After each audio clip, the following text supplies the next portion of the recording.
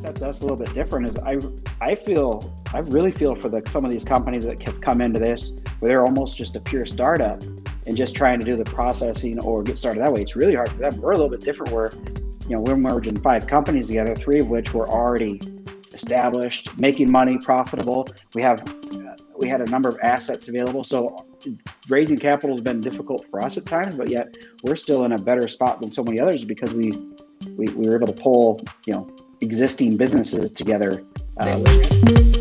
Hey guys, it's Mandy with Global Hemp Association. I wanted to say thank you so much for joining. I'm excited about the opportunity to build a relationship and connect this supply chain. I mean, after all, that's why we started the association. Our association was built on the foundation of connecting supply chain, building relationships, and helping you grow your business. Anyone from farmers, manufacturers, and distributors, people that are passionate about the supply chain, and those creating products selling into biofuels, plastics, textiles, construction, and building materials. And we're live. Hello. Hi. Hello, everybody. I see we've got a couple of guests already watching. Please let us know where you're chiming in from. We would love to hear from you today, and I'd love to get you involved in the conversation. I was just telling John and backstage how when comments come in, we get to see them. And so if you guys do have questions, don't hesitate to holler at us. We'd love to address them. But I'm really excited to introduce our guest and learn more about what Whitefield has going on. You guys have been a buzz around the industry, and so I'm really excited to talk about it and introduce you to all of our listeners. But before we do, I want to remind everybody to go to our YouTube channel and subscribe. We're really working to grow our viewership.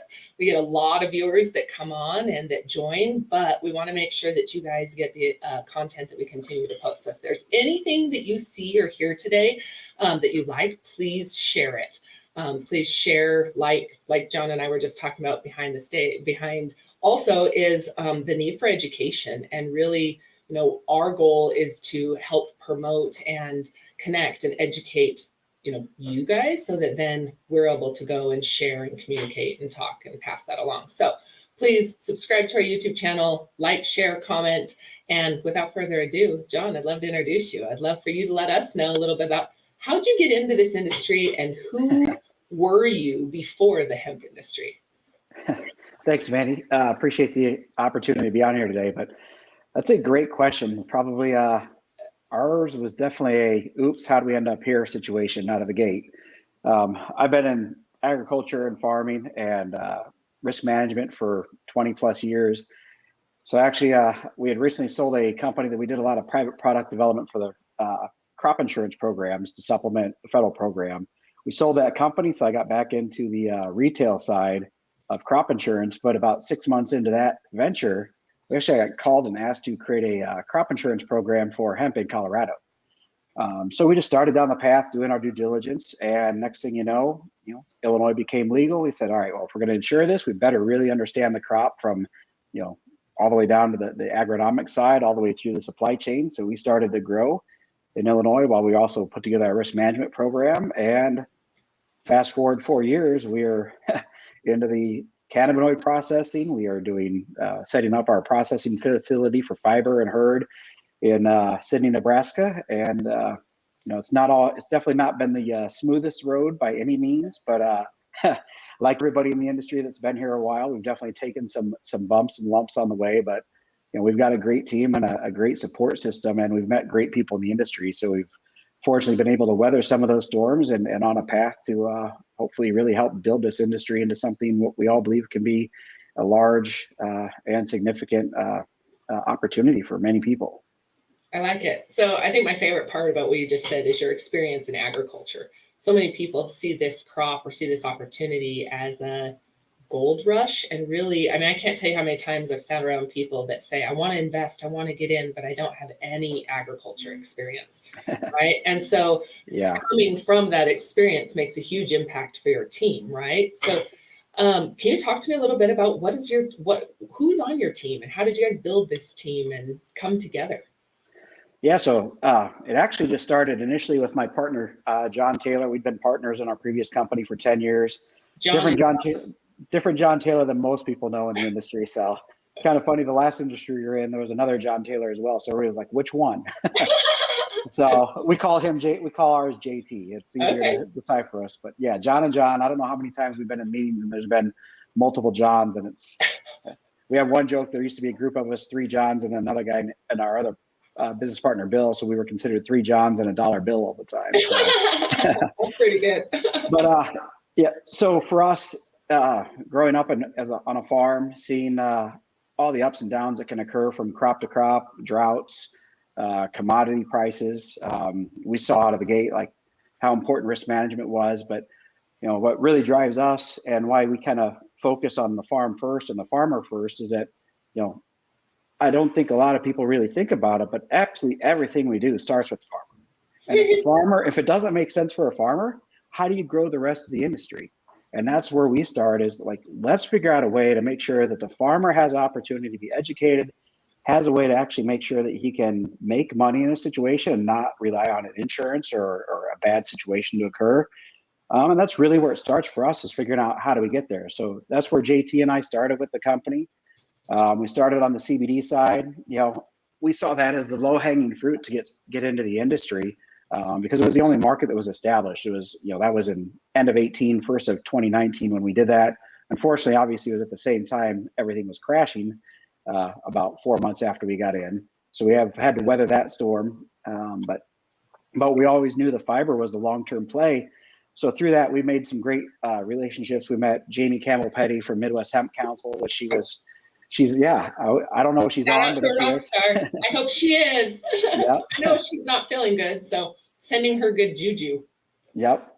So she made some great introductions for us. We started working with hemp processing partners, Shane Pritchard and his team, and then a couple other guys we met over that had long backgrounds in the insurance and risk management areas, as well as in capital growth. So we actually just we knew in order to do our vision, we needed to find a group of people that had expertise in different lanes, and because not one of us can say we're great at anything or experts at all of it. So we know risk management, we know how to work with farmers and how to help, I guess, talk about the farmer and help them understand how to make things simple in some form or fashion. So we went to Shane and Brian, his partner, and said, hey, this is what we want to do. We need you guys to come on board. We worked with them for 2 years on processing equipment and stuff. So we'd had a working relationship, and went to Jamie and said, hey, we want to have you as a part of our team. We need some advocacy. We need somebody that's connected, that understands the industry in a deeper way than what we do, and somebody that just, we know that we can trust to help us and help manage all the things on the government side and that piece that, that's not our expertise. I don't like having to deal with anything more government than the next person. And then, we brought on some very skilled people for our senior management team, and here we are. It's been a long road of working through this for over the last year to pull everything together, but we are getting to that point. We're still working through some of our struggles and bumps now, but overall we're on the right path, and we feel like there's nobody that has a stronger management team and experience in the industry from what we've been able to pull together. Nice. Okay, well, I have to say hi to a couple of people. Shane is down at the Jazz Fest in New Orleans, the Lucky Dog. So I know he's enjoying time with his family. So thank you very much for chiming in. And then Peter made a really good point, called out something you said. And I want to talk a little bit about, what does this mean? Farmers first. How does a company like yours implement that? Because it's a huge risk, understanding that the commodity prices are high. Why would a farmer partner with you? Why would a farmer partner with XYZ company, right? So what does it mean to really finally be putting farmers first? Well, the bulk of that is you have to be honest with the farmer. You can't put out fake numbers. You can't put out numbers without understanding the entire depth of production.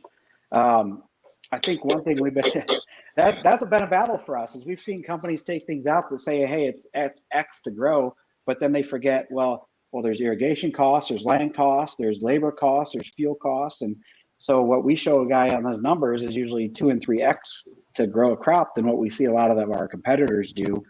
But it is, start with the farmer, make sure he realizes this is not a gold rush. I think one thing we can really do to help mitigate a lot of the risk is we have the risk management experience, and we have our own program that we can actually insure the crop for the grower. And that's exclusive through us right now. We're not taking that out through anybody else. Just because the first 2 years of having it on the market, we've definitely seen some farmers that didn't want to work in a manner of which was kind of as a team, and they wanted to go on their own. And those guys have typically really struggled.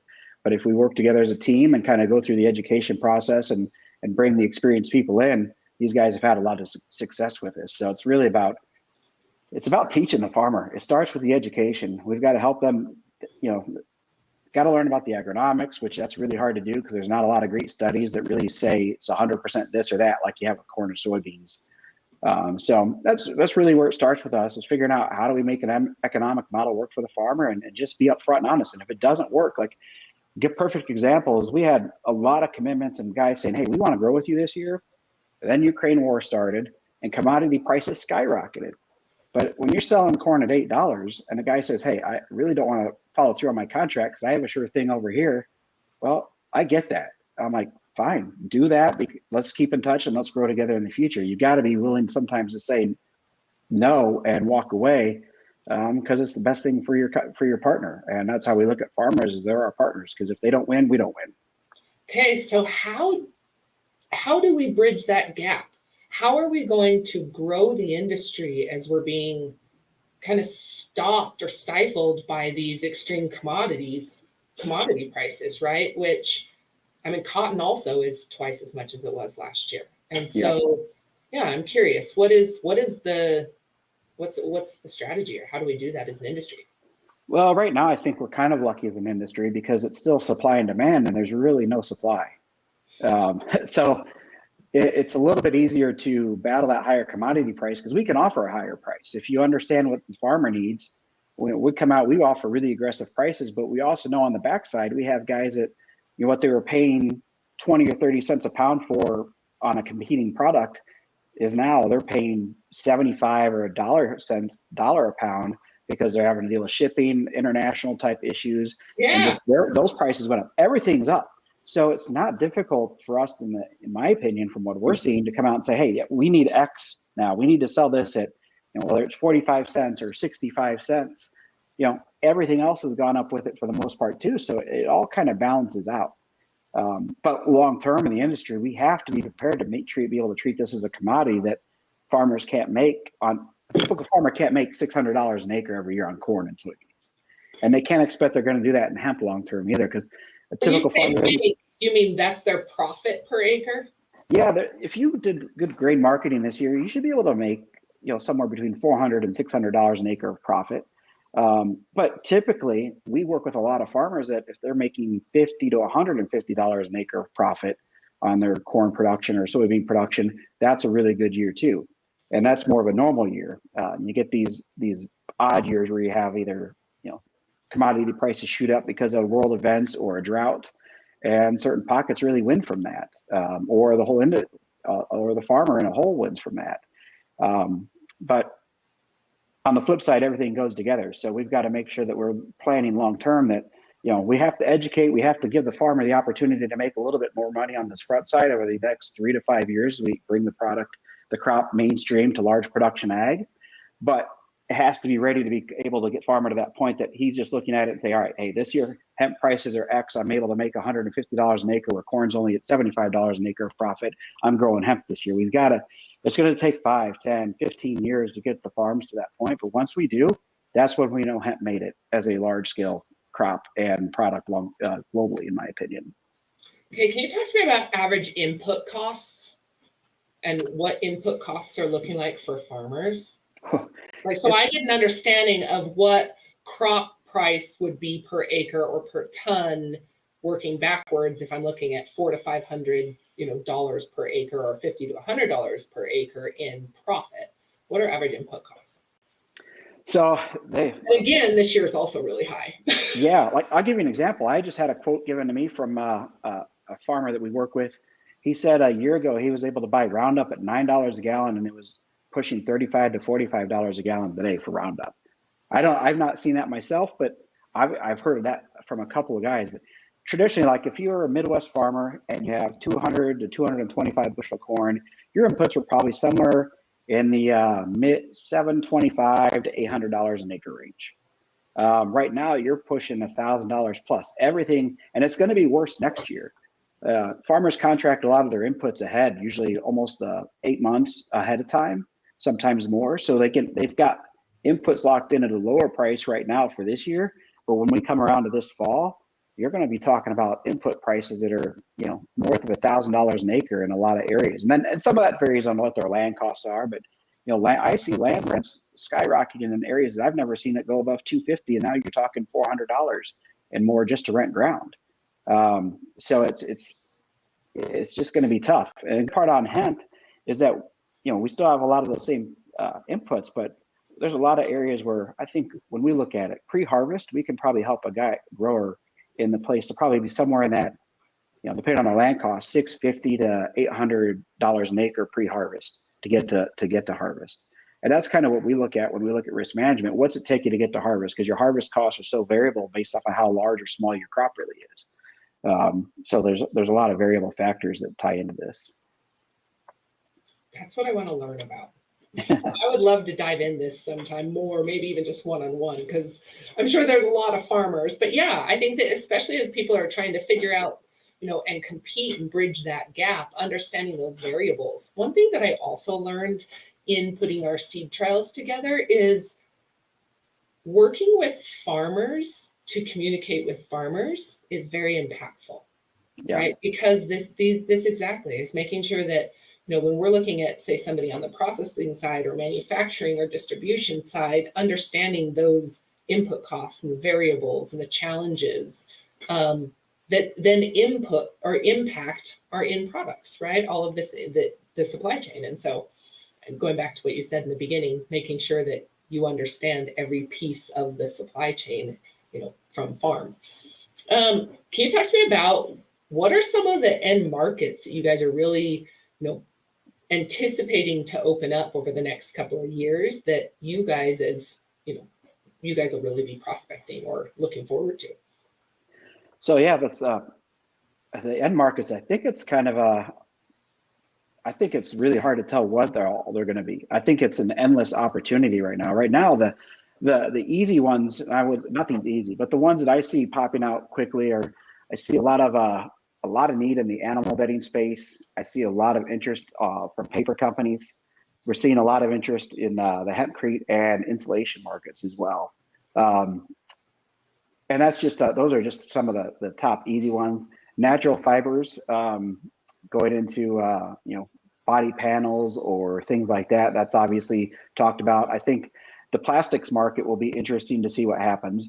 I think the biggest issue we struggle with is for some of these bigger markets to come on board long term is hemp has to get to that point where it's not so much a unique commodity, but more of a mainstream commodity where we don't have to pay the farmer, as much as we have to right now to get them to come on board. Because right now, some of our price points are going to be tough for companies to want to shift to.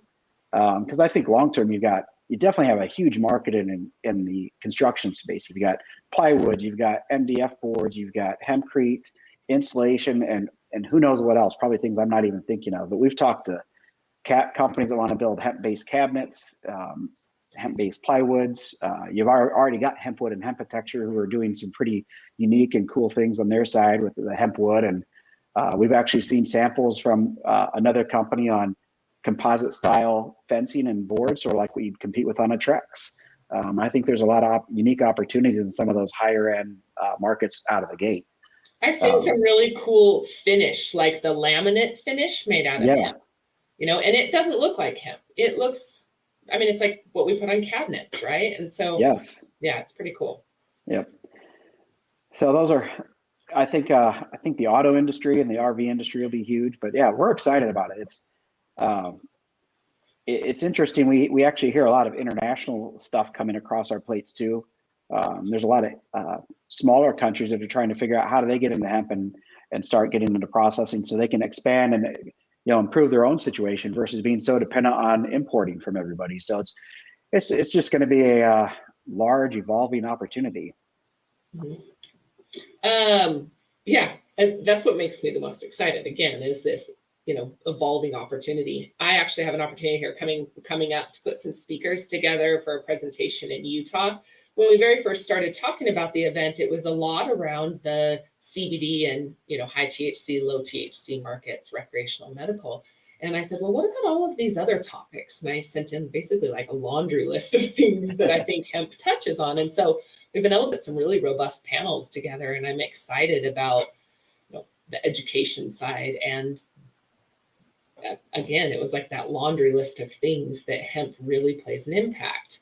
When we talk about bridging the gap, and really moving the opportunity along, and the need for large investment, right? And for someone to put their foot forward and say, hey, we're going to do this so that everybody else can then be more successful, right? Can you talk to me a little bit about some of the challenges and some of the things that you guys have been able to overcome as a company in the process of developing your company and putting processing together, securing farm contracts, so forth? Yeah, honestly, I think this is an area that is one of the biggest struggles for all of us in the industry right now. The government's not fully giving us support, which is holding the banking industry back, which then makes the capital providers nervous. But then you also, what's the struggles, there was a lot of money thrown into the CBD and the cannabinoid space, and you probably couldn't name 10 groups that actually made money at the end of the day through that. So the capital markets are really sore from that side. It's been a big struggle for us. We've talked to a lot of groups. We're going through a capital raise currently today.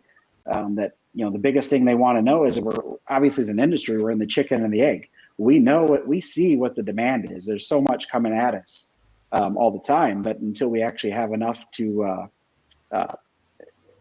do something with it and enough capital to support it, we can't start talking about even getting into these large scale contracts until we have that type of capital backer with us.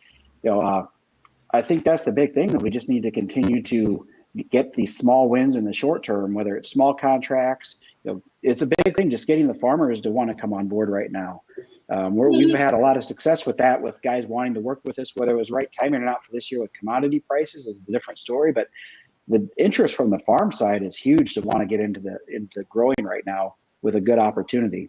So I think we've just got to figure out how to continue to educate the capital markets, the debt markets, and work together. And I think the more companies that come together and keep pushing down the same path and showing what's going to happen, it'll break through. I know we're pretty close. We've been negotiating things with a group now that they really love what the industry is doing. They love the management team. They love where everything's going. It's just a matter of, they want to be comfortable that, hey, are those buyers really there? Yeah. Actually, I'll give a shout out to Jose. He and I were literally talking about 45 minutes before the call today. And it was pretty interesting, just kind of sharing each other's opinions and views of what's happening in the space. So this is something that we've definitely got to break through on, and it's not easy. Yeah, absolutely. There was a comment made earlier where we must be talking with farmers and listening to them. And, this goes back to the beginning of our conversation. I 100% agree. I think that, we don't have an industry. And it's kind of funny when I look at it from, a business or investment perspective. It's interesting to me how many people say, okay, yes, I'm ready to jump in. And it's like, well, wait, I get that we're ready to build this big facility, but we don't have the input. We don't have the farm. We've got to structure this part of it. And it really, it kind of, again, it's the cart before the horse. Yeah. Right. And yeah. Yeah, I think that's an area that sets us a little bit different. Is I really feel for some of these companies that have come into this where they're almost just a pure startup and just trying to do the processing or get started that way. It's really hard for them. We're a little bit different where, we're merging 5 companies together, 3 of which were already established, making money, profitable. We had a number of assets available. So raising capital has been difficult for us at times, but yet we're still in a better spot than so many others because we were able to pull, existing businesses together, which gives somebody a lot of revenue. You weren't in this angel phase, right? Yeah. I don't know how an angel group complete startup would get funded unless they just had their own cash with deep pockets. Unlike you go into a tech space or a lot of other industries where they'll just write a check quickly. Here it's definitely not that way in the hemp space. Oh yeah. I actually was giving a presentation the other day, with the Salt Lake Chamber, and there was a fintech company and a couple of big banks, and all the banks were like, oh yeah, we're not touching this. We don't even mess with it. There's no way we want to do this. And then there was another company that was fintech, and he was like, yeah, I don't even think this is something we could participate in, and don't know what to ask. And so it's interesting as it opens up. The thing is I think it is opening up. More and more banks are coming on, and not only are they coming on to bank hemp, but they're banking cannabis, right? Yeah. And so that becomes just more and more open, and it's funny to me, more banks that start to learn of other banks that are generating an incredible amount of revenue and are able to grow, then it really piques interest. And I look at this as, approaching it from, when we talk about bridging that gap, really approaching this from an rural economic development opportunity, right? Yes. Yeah, grants, different opportunities like that. Like those are going to be key things to help drive the industry. There's so much we've got to learn. We were talking a little bit beforehand. Well, number one, we got to learn a lot about the plant, but we know there's a great opportunity in the ESG space and the carbon credit space here, but the carbon credits it's all got to be proven. So number one, there's a lot of education that has to be done both on what's going to be able to be proven, what can't be proven, who's going to be able to use that credit, how do you justify that credit? There's all sorts of areas that we've got to go down and go through, and we're working on a lot of that. We entered into the X Prize competition, and we decided to do that. Pardon? How was that application? Worse than a grant application? I would have to say yes. Drew and Bill on our team led it, and I'm sure Drew would say this was absolutely brutal because we did probably months and months of work in about 30 days. So our guys were great. They went to work and we did everything that met the requirements. It was interesting to see when I watched the X Prize stuff roll out that did I read a stat that 6 or 8 hemp companies made it through to the final group of 287 or 67? I can't remember. We were one of those. But then when the final 60 were announced, I don't think there was a hemp company in that group. I went through and looked at all of them, and it kind of surprised me. Like, you've got an industry that so many people see so much opportunity in the sequestration, but yet they didn't move anything, even one company. I don't even care if it was ours. I'd love for it to have been ours, but getting one hemp company through would have been a huge movement for the industry. So it's interesting that they didn't see that. I also think like there's a lot of data that the hemp industry still needs, right? Somebody asked me earlier what I thought was a big pain point in the industry, and data, right? And not even so much like data just for the farm, but data on those end products, right? The proof that putting X amount of hemp or biochar or whatever it is made from hemp into a product sequesters X number of tons, and that piece of data and life cycle analysis, I don't know that we have a whole bunch of them.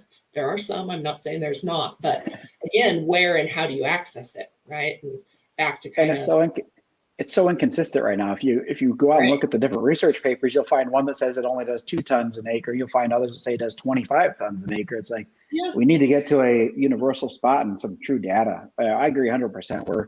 That's something we're going to continue building that. I really think that the carbon credit market is an area that we've got to develop for the farmer. Whether it's hemp or the other crops, it's not being utilized enough because it's not understood or simple enough quite yet to be able to go large. Sorry, I just lost my train of thought. To go streamline across the large industry. But then the same thing on the flip side, where you're going to is, what are we really able to sequester, whether it's into a construction product or into a final, auto industry or whatever it is. Like, what's that? How do we validate that? And well, we know how to validate it, but it's going to take years to do it. Right. Now you made me lose my train of thought. I was focused on your train of thought. So scale. Can you talk to me a little bit about your processing? What are you guys anticipating as far as scale? Oh, I know what I was going to say. I interviewed somebody the other day that quoted 36 tons of carbon per acre. Oh, wow. I've not heard that one. If we can get that, that'd be great. I'm just curious what that looks like, right? But a lot of it was underground in the soil. So, Yeah, that's those are numbers when we talk about 2 tons to 36 tons, like that's a huge difference. And I've also heard, 10 tons, and yeah, it's a big span. So I'm just validating basically what you're saying is there's a big span. Well, and taking that further, then we've got to figure out, once we validate what happens in the soil and what happens just in the plant, then we've actually got to create a model where the farmer wins on that credit and the end user, the retail product producer, is actually in a spot that they can utilize that and as well. It's got to be a system that wins for both sides of the equation. A lot of times it seems like it always wins one way or the other, and we've got to figure out how do we help both sides be able to utilize that opportunity for that carbon sequestration, that carbon credit. Yeah, absolutely. So scale, when we look at scale of operation, and I'd be interested too in your opinion on the demand, like the potential to meet the demand with scale. Well, scale is definitely going to be an issue for a lot of us.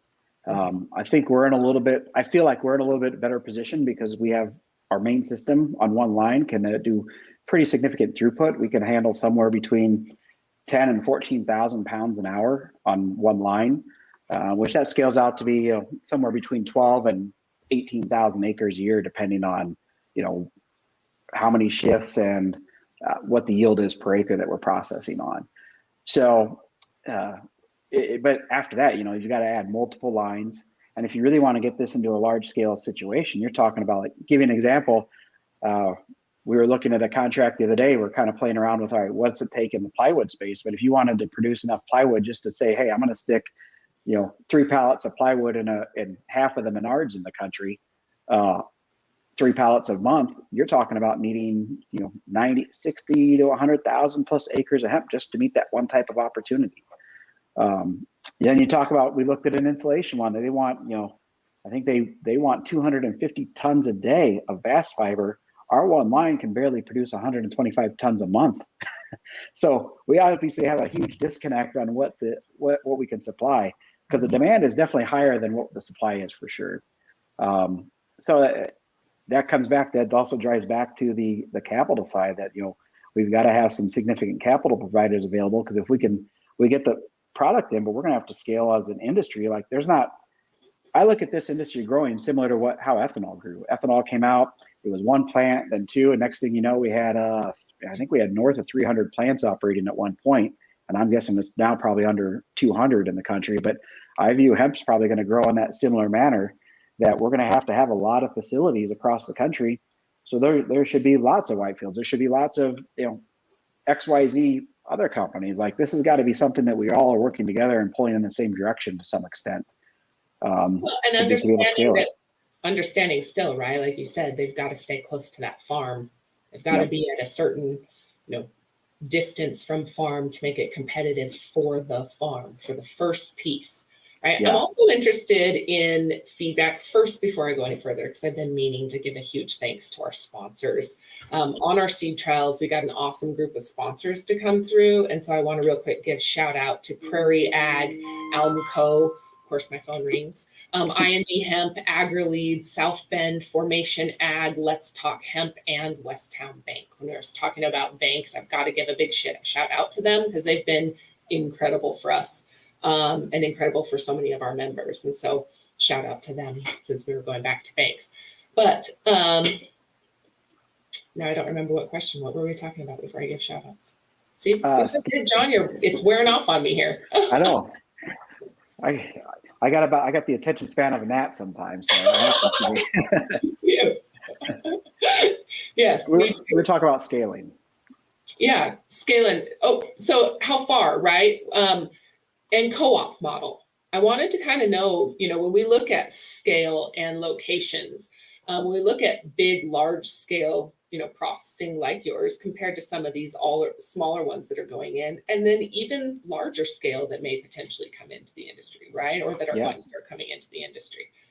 Where do we look at, what does model opportunity look for these rural, smaller communities? May have a lot of farmland, but obviously smaller community. How do we build that? What's your feedback? And it doesn't necessarily have to be your model, but I'm curious, because as I speak to, even countries like Africa that aren't going to have the scale that the US will, or equipment. Yeah, I'm kind of curious from you as to model. Yeah, I think we're fortunate in the U.S. that I think we have the ability to scale a lot quicker, especially in the rural areas. Because I think a key thing where I think where we put a lot of emphasis on is that, I don't want this to come off the wrong way at all. We love everybody in the hemp industry, but I don't feel like we need to do anything more. A lot of the shows in the hemp industry, I want our company to focus on how do we build out relationships in the other ag industries and in the other side first. Like, we already know all each other on the hemp side, and we can call each other every day, but we've got to figure out how to have that same connection, whether it's with the retailers, the grain elevators, like some of these established areas where they already have great networks, they have great relationships with the farmers. We need to tap into that. We need to find ways to partner and get those into those smaller communities.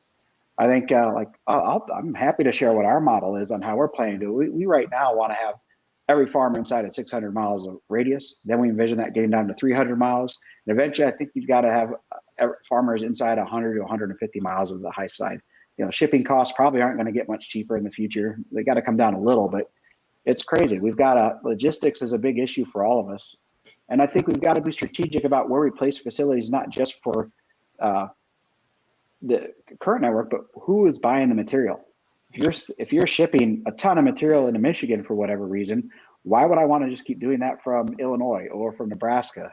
It's like we've got to tap into the markets where everything's going to be at. And going international, part of what we're trying to do as a company is we envision we want to actually help set up facilities in other countries. We don't want to necessarily be Whitefield there. We just want to be able to, with Shane's team and their expertise in engineering and the ability to scale, like we would love to be able to sell equipment internationally, whether it's into Mexico or Asia or Africa, wherever it is, Europe. And then the key is but you can't just sell equipment when you go into a place like that. You've got to help them understand, how do you build the agriculture and how do you build a scalable system that can actually feed that system. If you just drop the equipment in there, if you're not teaching the farmer what to do, nothing's going to work. And that's the key of it. When we talk to partners too, we want to talk to them about, how are you going to scale this and how are you going to build it and how are you going to feed that? We don't want, the last thing we want as a company is to all of a sudden be setting up these facilities and all of a sudden in 2 years, because we didn't plan to help get the farmer going, all of a sudden we look at all the Whitefield equipment for sale because that facility didn't make it. It's got to be, and I think every group should approach it from that standpoint if they're trying to scale out similar to us, which I think most of the companies want to scale like us to some extent. And I'm sure they have their own plan, but I think that's where it all starts, is how do we make sure we can feed it and support it, each plant by itself, and not rely on external factors, especially if we're going international. You can't put a plant there and then say, hey, I need to import all my hemp from the US. That just drives the cost too high, and they're back to the same position they're in now with their other commodities.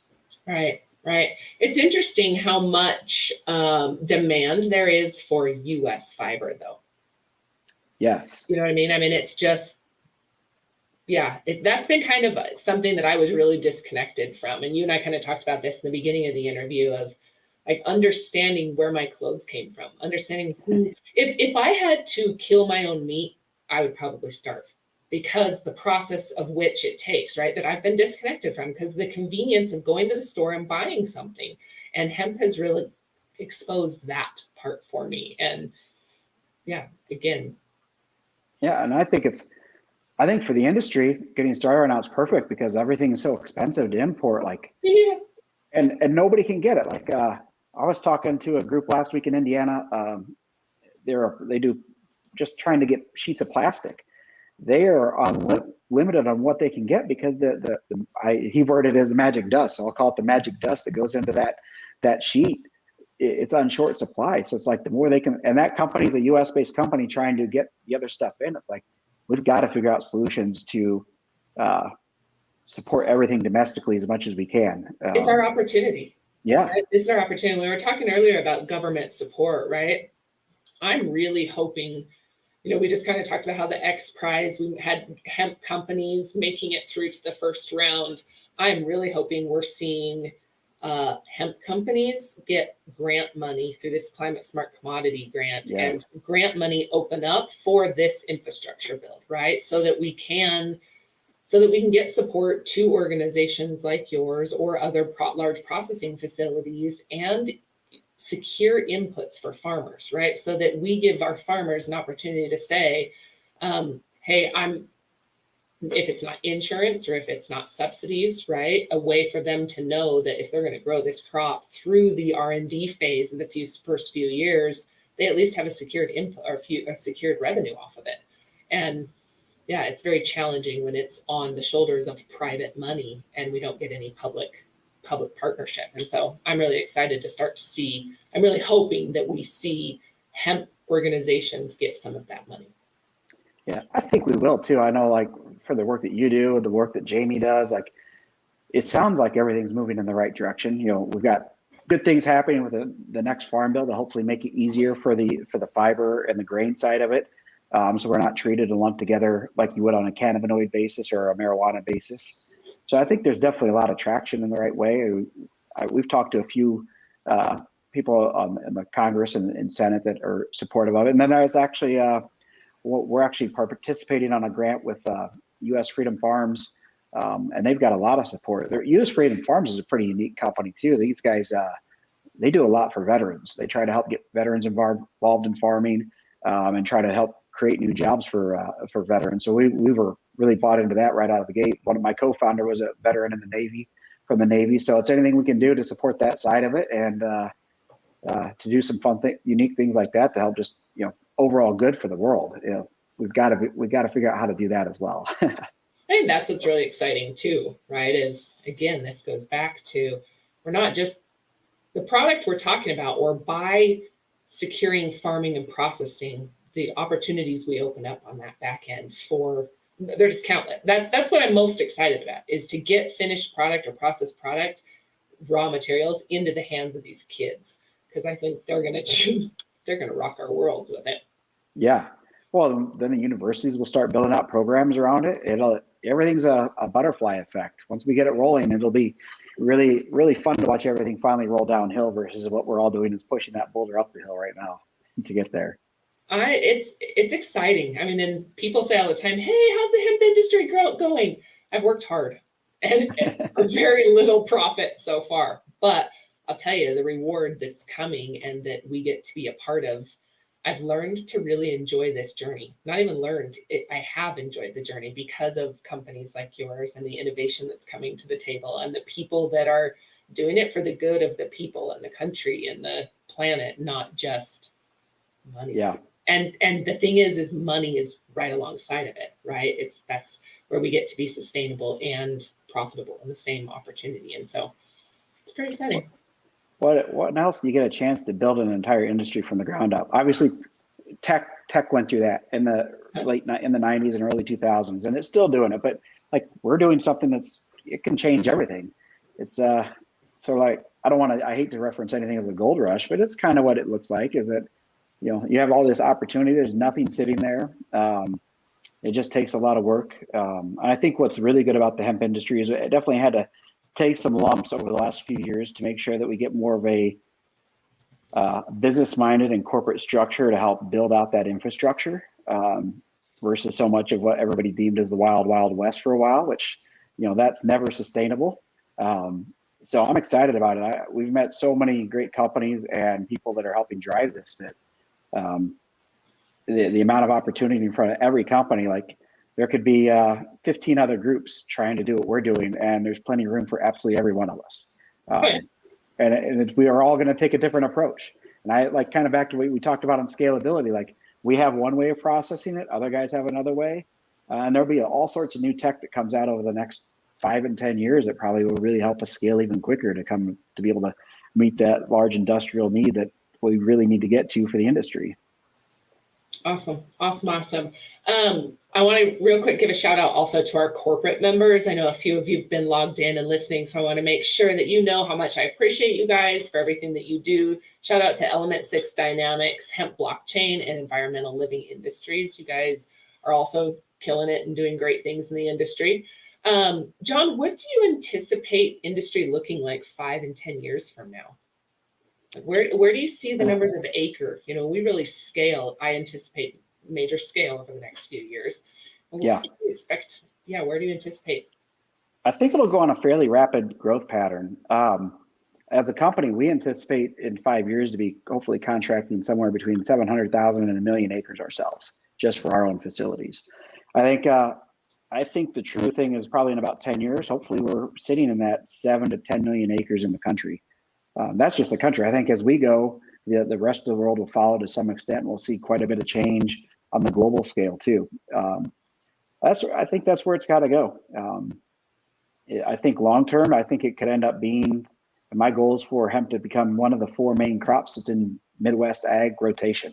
And that's kind of how we talk to the farmer about it, is we want it to be a part of a rotation. I don't want 100% of your acres. I want 10%. I want a small piece because we got to build it in. And there's a lot we need to learn. We need to learn how does rotation really help or affect different crops? We got to figure out the agronomic advantage or disadvantage. There's a lot we need to learn in the next 5 to 10 years to help do that. And which crops it's best with or followed exactly before, right? And I think that yes. those are the things when we talk about seed trials and building a foundation of our nationwide seed trials, is to do those things, right? Is take this data and build it across multiple scales and multiple regions. So we have comparable data and so same thing. It's awesome. And I agree, as along with carbon, right? Fiber production yes. and carbon sequestration. Yep. Yeah, no, there's so many crops in so many areas that the carbon sequestration is going to happen in, but we've got to figure it out for each possible area and then figure out how do we make that turn into a business model that works for the entire group. Especially start with the farmer, because that's I look at it right now. We see a lot of carbon sequestration opportunities out there. Companies coming around trying to get you to sign up for X, but when I do the simple math, the farmer doesn't win in that. The farmer is the one getting taken advantage of, and we want to be in the different spot of that. We want to make sure the farmer's winning. Well, that's what's scary, and really, that's how you're going to secure your inputs. Yes, and that's something I said for a long time. Our farmers have to be confident in that supply chain and confident in knowing who their partners are, who are they working with. You become their confidant, right? Along, what are they doing wrong? What do they need? What's that end product your buyer needs, right? If you need seed to change.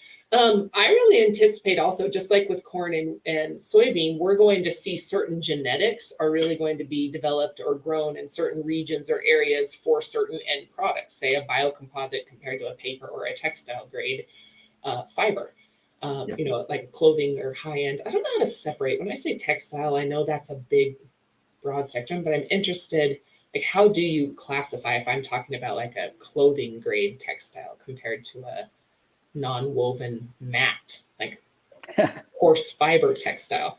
So I want to be clear that when I say that, I mean like a higher end, finer, high quality fiber. Yeah, and I think that's not an area that I'm an expert in by any means or know much about, but I definitely think that's going to be a part that takes the longest to develop, because it's one thing to just get the bast fiber off, but now we got to figure out how do we really process it and clean it from there and not damage it. We've got some ways, we've got ideas on how to do it, but we haven't even tested them yet. So we're looking forward to continued R&D on that side.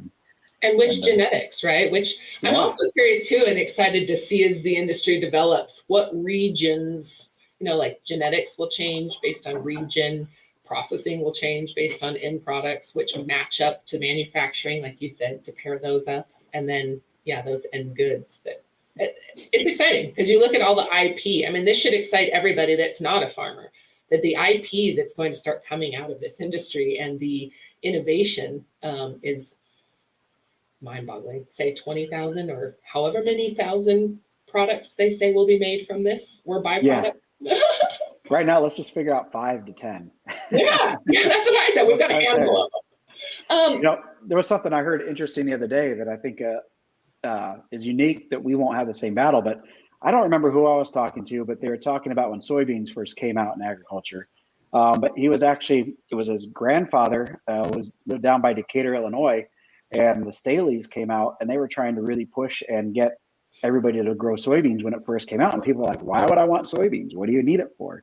And it was a real struggle for those guys. They had a real hard time getting soybeans the first couple of years on any type of scale. And obviously we see where it's at today. It's a mainstream crop. But what's unique is when we go out and talk to it, is I don't feel like we had that problem, because I feel like over the last 10 years that we've had a great education of what hemp can do, what it can provide. we also have the advantage that when you look back, it had so much production during World War II and such. Actually, a little tidbit that I learned from my grandfather about 2 years ago when we first got into it is I didn't realize we were one of the largest hemp growers in the state of Illinois. Back during World War II, there was a facility not too far from here that made all of the strings for parachutes, and he was supplying a bulk of the hemp that they needed for that. So that was kind of here we go, rat, squirrel. I'm just kind of going down a rabbit hole all of a sudden. No, you're good. You're great. I was actually just reading a comment, but yeah, please keep going. Yeah, and also it's just interesting. I don't think we'll have the same struggle to get it across to the farmers because of the education that's already happened, but we got to keep building on that education to make it even easier moving forward. Yeah, absolutely. In order bridging gap, right? What do you think really needs to happen on the education side? And then I want to kind of talk about what standards you're seeing being called for by the industry or being by the demand of the market. Yeah, I think the standards that I see the most on right now are coming in the construction side, and I think that's obviously only going to increase. We're involved with some groups that are trying to create farming standards and standards on different specs. I'm really excited about that because the sooner we have kind of some standards like that, you'll start seeing larger scale contracts come across. I don't know how much I can share about that, so I'm not going to say too much. What about specs? Are you getting one of the demands, and something we went after with our seed trials is really looking at what the demand of the industry was calling for as far as coarse fiber and herd volume, right? What are you seeing as far as, are you looking at more like micronized herd? Are you looking at like smaller herd size or shiv size? Are you looking at long fiber, small coarse fiber? What are you thinking? Well, I think on the fiber side, it's a lot more short fiber right now. Okay. At least that's what's coming our way. Yeah.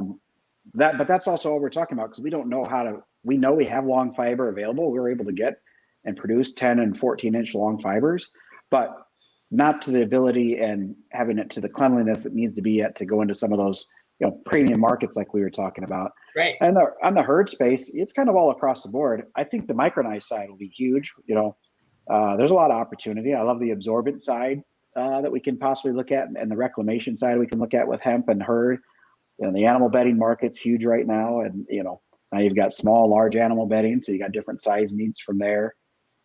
So there's a lot of unique spaces, and it's just figuring out what's going to work for each area, and that's kind of where we're starting at. Is like, let's just start with these 3 or 4 simple markets and see where it grows and where it goes. And I think getting into the equine space and the animal space is a real I don't want to say easy, nothing's easy, but it's the low-hanging fruit on the space that I think all of us are kind of looking down that path right now. Yeah.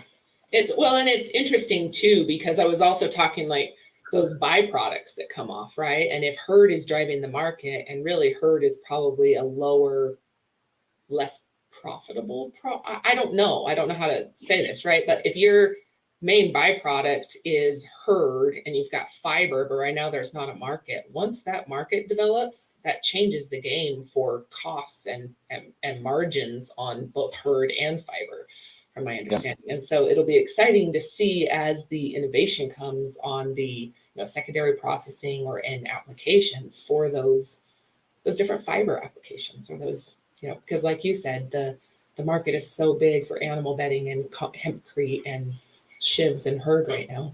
Well, it's something we haven't even talked about. We really have to build the grain market too. Canada's obviously done a good job of that. They've been doing it a lot longer than we have, but we've got some relationships with some ethanol companies that are like, hey, you start talking about 200,000 acres of hemp, and then we'll start talking about buying the grain from you. There's opportunities like that are sitting there. And I think in order for us long term to make this a commodity that can compete with everything, we have to figure out how to use all those, the fiber, the herd, and the grain.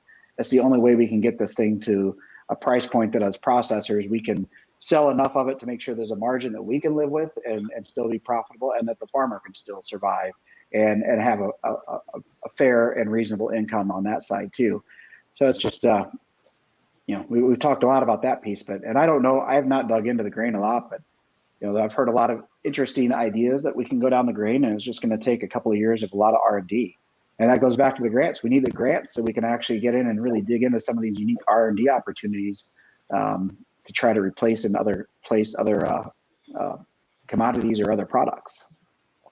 I had a really good interview with some of the guys up at Manitoba at Harvest and some of the other large processing companies in Canada. They were really talking about where their profits are coming from on their crops, and grain is definitely their main crop, right? And then fiber and herd are their byproducts of their crop.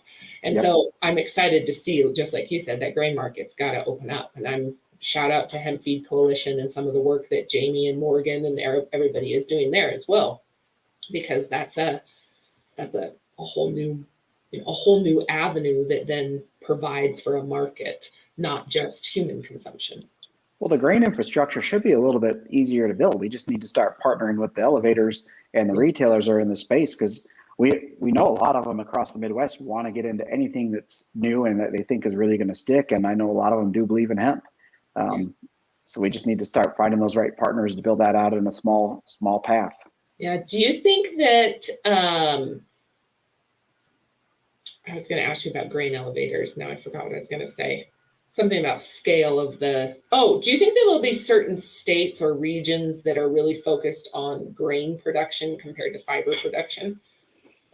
Or do you think that they will always be like linked side by side? I think as a whole, we probably need to figure out how to get to a dual crop where it's doing, the grain and the fiber and the herd at the same time. A lot of the stuff that we're going to buy, what we couldn't contract here domestically to grow in the U.S. or couldn't find that's already in storage, we'll be pulling a lot of grain-based variety stocks out of Canada to process. So it's, from my standpoint, until there's enough data and we're really trying to get to a certain tensile strength or something unique on the fiber, I kind of look at the herd as the herd, and we can do whatever we need with it.